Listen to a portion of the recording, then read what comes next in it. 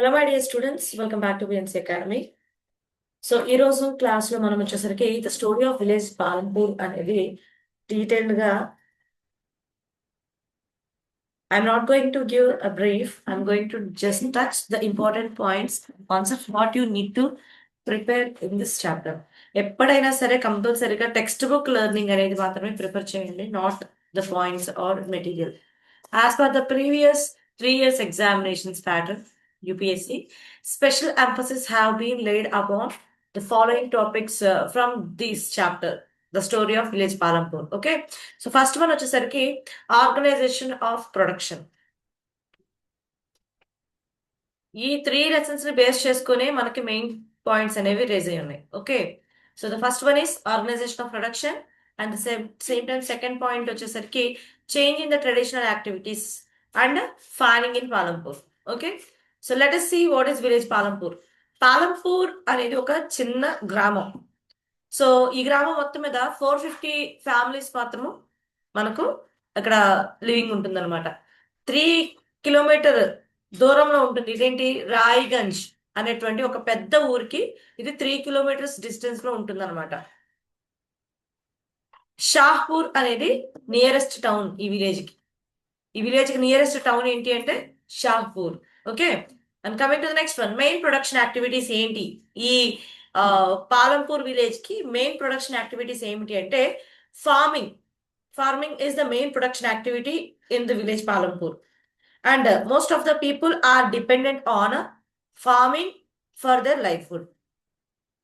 So ఎక్కువ మంది ప్రజలు ఈ వ్యవసాయం మీద మాత్రమే వాళ్ళ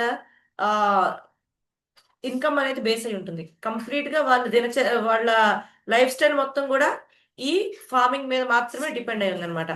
నాన్ ఫార్మింగ్ యాక్టివిటీస్ కూడా ఉన్నాయి. అవి ఎలాంటివి అంటే డైరీ ఫార్మ్ ఒకటి, లేదా స్మాల్ స్కేల్ మ్యానుఫ్యాక్చరింగ్ యూనిట్స్ లాంటివి, అంటే వీవర్స్ పాటర్స్ ఉంటారు కదా. సో అవి స్మాల్ స్కేల్ మ్యానుఫ్యాక్చరింగ్ యూనిట్స్ లాగా ఉన్నాయి. అంటే ట్రాన్స్పోర్ట్ కూడా one of the non farming activity ఈ ఊర్లో. అండ్ ఈ నాన్ ఫార్మింగ్ యాక్టివిటీస్ మొత్తం కూడా ఒక లిమిటెడ్ స్కేల్ లో జరుగుతాయి తప్ప not in large scale, just like farming. Farming అంత పెద్ద ఎత్తున కాకుండా ఇవి మాత్రం కొంచెం లిమిటెడ్ గా జరుగుతూ ఉంటాయి. Okay, let's see factors of production. అంటే ఫ్యాక్టర్స్ అంటే మనం ఏం చెప్పుకోవచ్చు అంటే రిక్వైర్మెంట్స్ అని చెప్పుకోవచ్చు. Requirements for production of goods and services. ఏమేమి రిక్వైర్మెంట్స్ ఉన్నాయి వీటికి? Okay, land, labour and capital అమ్మా. ల్యాండ్, లేబర్, క్యాపిటల్, ఇవి మూడు కూడా basic requirements for production of goods and services. Popular గా మనకి ఫ్యాక్టర్స్ ఆఫ్ ప్రొడక్షన్ మనం చెప్పుకోవచ్చు. And next one is free gifts of nature ఉంటుంది కదా, like soil, water, forest and minerals etcetera. Okay, so ఈ ఊరిలో ఉన్నటువంటి ల్యాండ్ కి నేచర్ నుంచి ఉన్నటువంటి ఫ్రీ గిఫ్ట్స్ ఏవైతే ఉన్నాయో అవి కూడా ఇక్కడ ఫ్యాక్టర్స్ గా యూజ్ అవుతున్నాయి. లేబర్, లేబర్ వచ్చేసరికి ఇక్కడ ఏంటంటే హ్యూమన్ ఎఫర్ట్ కింద మనం కన్సిడర్ చేయాలి, which of course includes physical as well as mental labour. So labour అనేది ఓన్లీ ఫిజికల్ ఉంటుందా అంటే no, and we are also having the mental labour as well. Physical labour ఉంటుంది, at the same time mental labour ఉంటుంది. So ఇక్కడ human effort అనేది రెండు, physically mentally కూడా ఇక్కడ ఎఫెక్ట్ అయి ఉంటుంది. And coming to the next one, physical capital is the third requirement of production. ఓకేనా? So physical capital, physical capital అంటే ఇక్కడ మనకి ఫిక్స్డ్ క్యాపిటల్ ఉంటుంది అండ్ రా మెటీరియల్స్ కూడా ఉంటుంది కదా. సో ఫిక్స్డ్ క్యాపిటల్ కింద ఏమొస్తాయంటే టూల్సే కానీ, మెషినరీయే కానీ అండ్ బిల్డింగ్సే కానీ, ఇవన్నీ కూడా ఫిక్స్డ్ క్యాపిటల్ కింద వస్తుంది. ఓకే, అండ్ రా మెటీరియల్స్ ఏమొస్తాయి మనకి ఫార్మింగ్ లో వచ్చేసరికి సీడ్స్, ఏవైతే రైతుకు అందించాల్సినటువంటి సీడ్స్ విత్తనాలు ఉన్నాయో అవి యాన్ ఫర్ ద వీవర్స్. చేనేత కార్మికులు ఎవరైతే ఉన్నారో వాళ్ళకి యాన్స్ ఉంటాయి కదా, యాన్స్, అవి ఇక్కడ మనకి రా మెటీరియల్స్ కింద మనం కన్సిడర్ చేస్తాం. ఓకేనా? Important changes in the farming activity. Let's see what are the important changes in the farming activity. చూద్దాం ఒకసారి ఇంపార్టెంట్ చేంజెస్ ఏంటనేది ఒకసారి చెక్ చేసుకుందాము.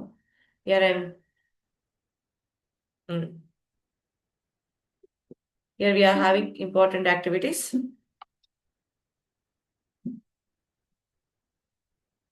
So land area under cultivation is virtually fixed.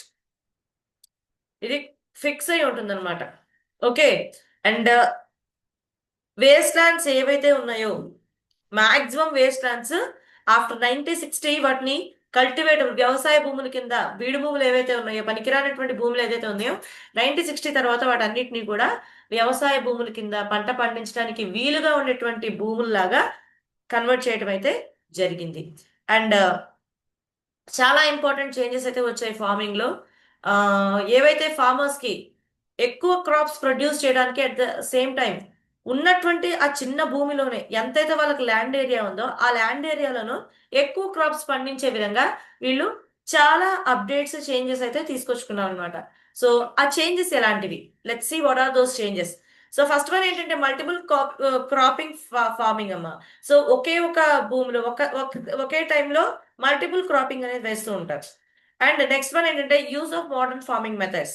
So పాత పద్ధతుల్లో కాకుండా కొంచెం high yielding and time saving techniques కోసం అని టైం సేవింగ్ టెక్నిక్స్ కూడా ఎక్కువగా యూజ్ చేస్తారు. So use of modern farming అనేది ఇక్కడ ఎక్కువగా కనిపిస్తుంది. సో ఈ చేంజెస్ వల్ల ఏంటి అంటే లేట్ 1960s లో ఈ ల్యాండ్ ప్రొడక్టివిటీ అనేది ఎక్కువగా ఇంక్రీజ్ అయింది. సో దాన్ని మనం ఏమంటున్నామంటే గ్రీన్ రెవల్యూషన్ అంటున్నాం. Green revolution is completely belongs to farmers. Farmers దాని మీద డిపెండ్ అయి ఉంటుంది అనమాట గ్రీన్ రెవల్యూషన్ అనేది. The time line of green revolution is 1960. గుర్తుపెట్టుకోవాలి పాయింట్. ఫార్మర్స్ ఆఫ్ పంజాబ్ నుంచి, హర్యానా నుంచి, at the same time western Uttar Pradesh నుంచి వీళ్ళు ఫస్ట్ ట్రై చేస్తారనమాట ఈ మోడర్న్ ఫార్మింగ్ మెథడ్స్ ని మన ఇండియాలో. పంజాబ్ నుంచి, హర్యానా నుంచి, at the same time western Uttar Pradesh నుంచి ఎక్కువ మంది ఈ మోడర్న్ ఫార్మింగ్ మెథడ్స్ అయితే ట్రై చేశారు. And coming to the next one, labour. Already మనం చెప్పుకున్నాం కదా, ల్యాండ్ తర్వాత ముఖ్యమైన పాయింట్ ఏదైనా ఉందంటే labour is the basic factor of production. ఎందుకంటే ఎంత భూమి ఉన్నా అక్కడ కష్టపడే వ్యక్తి ఒకటి ఉండాలి, right? Small farmers provide their own labour. చిన్నకారు రైతులు అంటారు కదా, చిన్న రైతులు ఏదంటే వాళ్ళ లేబర్, వాళ్ళ కష్టం ఏదైతే ఉందో వాళ్ళే చూసుకునే వాళ్ళు తప్ప ఎవరిని కూలి వాళ్ళని కానీ, బయట వ్యవసాయ పనులకి కూలి వాళ్ళని కానీ ఎవరిని హైర్ చేసుకున్నది, అంటే కూలి పని డబ్బులు ఇచ్చి పెట్టుకున్నది అయితే లేదు. ఎవరైతే ఈ చిన్న వ్యవసాయదారులు ఉన్నారో, చిన్న వ్యవసాయదారులు, ఓకేనా, ఎవరైతే మీడియం అండ్ లార్జ్ ఫార్మర్స్ అంటే ఎక్కువ పొలాలు ఉండి ఎక్కువ పంట దిగుబడి ఉన్నటువంటి వాళ్ళు ఎవరైతే ఉన్నారో వాళ్ళు ఏంటంటే ఒకళ్ళ వల్ల అది అవ్వదు కాబట్టి దే యూజ్ టు హైర్, ఓకేనా, లేబర్ ని వాళ్ళు హైర్ చేసుకొని పనిలో పెట్టుకుని వాళ్ళకి సమ్ అమౌంట్ అనేది ఇచ్చుకుని వాళ్ళ ఫీల్డ్స్ అనేది ఇంప్రూవ్ చేసుకుంటూ వచ్చారు. And coming to the next important aspect is capital.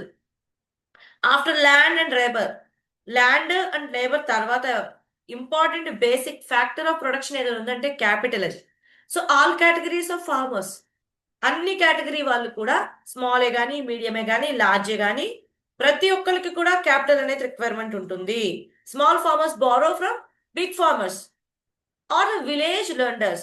So విత్తనాలు కొనాలన్నా, ఎరువులు కొనాలన్నా చిన్న రైతులు ఏం చేసేవాళ్ళు, పెద్ద రైతులు ఎవరైతే ఉన్నారో వాళ్ళ దగ్గరికి, లేదంటే ఎవరైతే మనీని అప్పుగా ఇస్తుంటారు, లెండర్స్ అంటే అప్పుగా ఇచ్చే వాళ్ళు ఎవరైతే ఉన్నారో వాళ్ళ దగ్గర వీళ్ళు డబ్బులు తీసుకొచ్చుకునే వాళ్ళు are the traders who supply them various inputs of for cultivation. So మేము మీకు వర్కరాలు ఇస్తాము, మీరు మాకు కొంచెం అమౌంట్ ఇవ్వండి, ట్రేడ్ చేస్తుంటారు కదా. సో ట్రేడర్స్ దగ్గర నుంచి కూడా వీళ్ళు ఈ అమౌంట్ అనేది, సమ్ క్యాపిటల్ అనేది వీళ్ళు తీసుకోవడం అనేది జరిగేది. Modern farming requires a great deal of capital. Modern farming అంటేనే క్యాపిటల్ మీద డిపెండ్ అయి ఉంటుంది. Okay, coming to next one, sale of surplus farm productions.